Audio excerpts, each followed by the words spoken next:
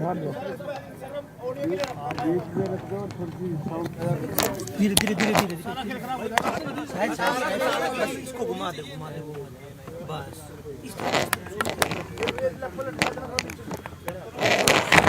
देखो देखो बोल देखो, मेरे ख्याल उधर सुनवाने जरूरी है, हम तो कोई ऐसी बात नहीं।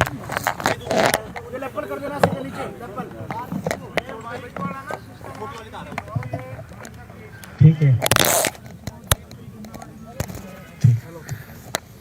अगली बार बढ़िया माइक का सिस्टम आपको मिलेगा। ये भी हमारा न्यू ईयर पे आपने हाँ, नए साल पे धन्यवाद आपका।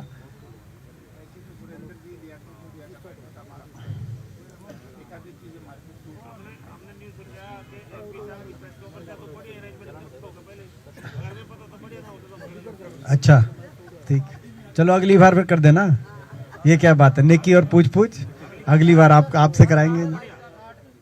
चलो, आप सबका धन्यवाद, आप लोगों ने समय निकाल के हमारी इम्पोर्टेंट प्रेस कॉन्फ्रेंस को कवर करने के लिए आप लोग आए हैं। हमारे बीच में उपस्थित सभी आदरणीय सांसदगण, विधायकगण, सम्मानित नेतागण, आज जो बात आपके माध्यम से हरियाणा के लोगों के बीच में हम रखना चाहते हैं वो हरियाणा प्रदेश के हकों से जुड़ी हुई है। जब से भाजपा सरकार आई है, लगातार हरियाणा के हकों को मारने का काम हो रहा है। चौतरफा हमला हरियाणा और हरियाणा वासियों के हकों को मारा जा रहा है, केंद्र सरकार द्वारा भी और प्रदेश सरकार भी हरियाणा के हकों की पैरवी करने के लिए कुछ कर नहीं रही। आप देख रहे हैं, हरियाणा प्रदेश की भाजपा सरकार जब हरियाणा और हरियाणा वासियों के हकों की बात आती है तो गूंगी हो जाती है। शायद अपने राजनीतिक आकाओं को खुश करने के लिए गूंगी हो जाती है, या उनके दबाव से गूंगी हो जाती है, उनके डर से गूंगी हो जाती है। लेकिन हरियाणा के हकों पे और प्रहार हम होने नहीं देंगे, हम गूंगे नहीं रहेंगे। सारे हमारे साथियों ने, हमने लगातार हरियाणा के हकों की बातें उठाई हैं और आगे भी हम ये उठाएंगे और लड़ाई लड़ेंगे हरियाणा के हकों के लिए, हरियाणा वासियों के हकों के लिए लड़ेंगे। मैं 5 उदाहरण, बाकी सारे आपके पास सामने पहले ही हैं क्या किस तरीके से हरियाणा के हकों को मारा जा रहा है, मगर 5 उदाहरण मैं आपके बीच में दूंगा। और इसमें भी कोई दो राय नहीं, हमारे मुख्यमंत्री जी कहीं कभी तो कहते हैं कि बिहार से उनका बड़ा गहरा नाता है, कभी पंजाब की राजनीति में सक्रिय हो जाते हैं, लेकिन हरियाणा के हितों की जब बात आती है तो वो भी मौन धारण कर लेते हैं। बड़े दुख की बात है। पहला उदाहरण आपको सबको पता है, पानी को लेकर और राजधानी को लेकर कितना हमारे हकों का हनन किया जा रहा है। SYL की सारी बात बाद में मैं थोड़ा खोल के विस्तार से बताऊंगा। SYL का फैसला हमारे हक में है, उसका तो आगे कोई काम बढ़ाया नहीं, केंद्र सरकार से कोई पैरवी करी नहीं गई, समय भी नहीं लिया गया प्रधानमंत्री जी से मिलने जब से ये फैसला आया है।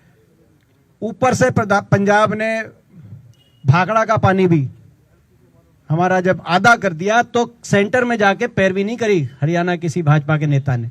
हम ही सांसद गए थे बात उठाने। राजधानी का आपको पता है, चंडीगढ़ में आपकी विधानसभा बनने की जगह तक भी सरकार ने प्रस्ताव, अभी केंद्र सरकार ने मंजूरी नहीं दी। आप अपनी विधानसभा भी नहीं बना सकते चंडीगढ़ में, तो राजधानी और पानी का तो आपको पता ही है, पहला उदाहरण। दूसरा उदाहरण, जितने इंफ्रास्ट्रक्चर प्रोजेक्ट्स बड़े बड़े राष्ट्रीय महत्व के और हरियाणा के विकास को आगे बढ़ाने के लिए जो इंफ्रास्ट्रक्चर प्रोजेक्ट है, एक एक करके हरियाणा से बाहर चला गया पिछले 11-12 साल से। और इन 11-12 साल में, क्योंकि सेंट्रल गवर्नमेंट को तो 12 साल हो गए, हरियाणा से बाहर चले गए। दुख की बात है कि हरियाणा के किसी भाजपा नेता ने यह तक नहीं कहा कि भाई ये गलत हुआ। एयरपोर्ट जो महम में आना था, इंटरनेशनल एयरपोर्ट, वो नोएडा में चला गया। रेल कोच फैक्ट्री जो सोनीपत में आनी थी, वो रेल कोच फैक्ट्री बनारस में चली गई। डिफेंस यूनिवर्सिटी जो गुड़गांव में आनी थी, बिनोला गांव में, वो नेशनल डिफेंस यूनिवर्सिटी है गांधीनगर में 2020 में वहां बनाई जा रही है। डिफेंस यूनिवर्सिटी वहां चली गई। हमारे समय 88 किलोमीटर मेट्रो बनी थी हरियाणा में। जब से सरकार आई है 12 साल से 1 इंच भी मेट्रो केंद्र सरकार से कोई आया नहीं। एकमात्र दूरदर्शन का जो केंद्र था हिसार में, वो बंद हो गया। तो सारे जो राष्ट्रीय महत्व के, वो भी हमारे संस्कृति को बचाने में महत्वपूर्ण बात थी, वो सारे चले गए। और एम्स बाड़सा के अंदर बहुत से कुछ 10 राष्ट्रीय संस्थान आने थे झज्जर में, वो 12 साल से ठंडे बस्ते में चले गए। तो राष्ट्रीय महत्व की सारी प्रोजेक्ट्स हरियाणा से स्थानांतरण कर दिया गया। और यहाँ की भाजपा सरकार ने हरियाणा के हितों को, रक्षा छोड़ो, उसके लिए एक शब्द तक नहीं कहा कि ये गलत हो रहा है। ऐसे ही नौकरियों की बात, ये मैं और जब अभी 5 उदाहरण दे रहा हूं, फिर मैं 2-3 पेज पे खोल के आपसे सारी बात करूंगा। नौकरियों की बात, ग्रुप ए और ग्रुप बी एचपीएससी के माध्यम से जो नौकरियां लग रही हैं हरियाणा में, आप वो देख रहे हैं, ज्यादातर बाहर के बच्चे लगाए जा रहे हैं। लगातार एक के बाद एक लिस्ट आती है, बाहर के बच्चे लगते हैं। यहां तक कि एचपीएससी के चेयरमैन भी बाहर के लगे हुए हैं। 3 करोड़ हरियाणा वासियों में एक भी कोई हरियाणा में ऐसा कोई नागरिक हरियाणा का नहीं मिला, ऐसा कोई हरियाणा वासी नहीं मिला इस भाजपा सरकार को जिसकी ऐसी क्वालिफिकेशन हो जो एचपीएससी के चेयरमैन लग जाएं। आप अंदाजा लगाओ, यूपीएससी के चेयरमैन और यूपीएससी के सदस्य तक हरियाणा के लोग रहे हैं, मगर एचपीएससी में कोई इतना काबिल नहीं मिल पाया। आप अंदाजा लगाइए, मैं खोल के भी बताऊंगा, बाहर के बच्चे लग रहे।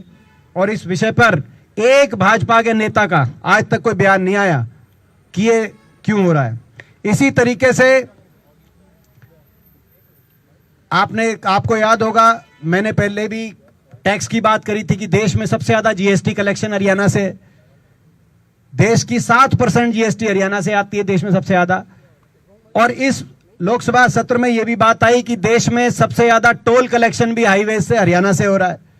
सबसे ज्यादा टैक्स कलेक्शन हरियाणा से, देश में सबसे ज्यादा टोल कलेक्शन हरियाणा से। और उसके अवज में जो बजट आवंटन होता है, वो हरियाणा में जो सबसे कम देश में है, उनमें से बजट आवंटन हरियाणा में किया जा रहा है। जो केंद्र की स्कीम्स हैं, योजनाएं हैं, इस बारे में भी आपसे मैं थोड़ा सा खोल के बताऊंगा अभी। और 5वां उदाहरण खेल, और यहीं से शुरू करूंगा इसको, इस पॉइंट को थोड़ा खोलेंगे क्योंकि खेल पे भी हमने बात उठाई। आपने देखा संसद में, हम जो कांग्रेस के सांसद थे, हमने वो बात उठाई कि भाई ये कॉमनवेल्थ खेल 2030 में जो कॉमनवेल्थ खेल का आयोजन किया जा रहा है, उसमें वैसे तो जब मेजबानी का अवसर हमारे देश को मिला था, तो प्रदेश का जब चयन होना था तो केंद्र की भाजपा सरकार को चयन करना चाहिए था हरियाणा का मेरिट पर। लेकिन हरियाणा का चयन नहीं किया गया, तो कम से कम सहभागीदारी के लिए हरियाणा प्रदेश को, क्योंकि उन्होंने गुजरात का चयन किया, तो कम से कम सहभागीदारी के लिए हरियाणा प्रदेश को कंसिडर किया जा सकता था। अब मैं ये जो 5 पॉइंट हैं, इनमें से 2-3 पॉइंट आपसे थोड़ा सा डिटेल के साथ आपके सामने मैं रखना चाहता हूं। और हमारी 1-2 जो मांगे, खेल से मैं शुरू करता हूं। आपको पता है कि हरियाणा से आने वाले खिलाड़ियों ने पिछले कुछ वर्षों में देश का नाम बहुत रोशन किया है। भारत माता की झोली को हमेशा पदक लाकर अंतर्राष्ट्रीय प्रतियोगिताओं में भरने का कार्य किया। 2006 से और आज तक ओलंपिक, एशियाई, कॉमनवेल्थ खेलों में जो भी कंटिंजेंट गए हैं, उनमें 25% खिलाड़ी हरियाणा के, और मेडल्स में 50% हिस्सेदारी हरियाणा की। हर प्रदेश की, भारतवर्ष में हर प्रदेश की अपनी विशेषताएं हैं, अपनी सफलताएं हैं, अपनी खूबियां हैं, और उसके आधार पर भारत सरकार को राजधर्म निभाते हुए निर्णय लेने चाहिए। जब खनिज की बात आती है तो उड़ीसा का नाम आता है। जब पंजाब के गीतकार, गायक, उनका नाम दुनिया के अंदर लिया जाता है। साहित्य की बात आए तो बंकिम चंद्र चटर्जी से लेकर और टैगोर साहब तक साहित्यकार बंगाल के माने जाते हैं, गायक पंजाब के माने जाते हैं, उड़ीसा के खनिज का नाम आता है, गुजरात के ट्रेडर्स का की अपनी पहचान है। मगर खिलाड़ियों की जब बात आए तो हरियाणा के से आने वाले खिलाड़ियों ने भी देश के नाम रोशन करने में कोई कसर नहीं छोड़ी है। तो कम से कम खेल के विषय में तो ये बड़ी खबर इस वक्त की आपको बता दें, चंडीगढ़ से कांग्रेस सांसद दीपेंद्र हुड्डा की प्रेस कॉन्फ्रेंस आयोजित हुई है। तो ये बड़ी जानकारी आप तक पहुंचा दें चंडीगढ़ से, जहां पर कांग्रेस सांसद दीपेंद्र हुड्डा का बयान इस वक्त सामने आया है। बता दें आपको, उन्होंने कहा हरियाणा के हक को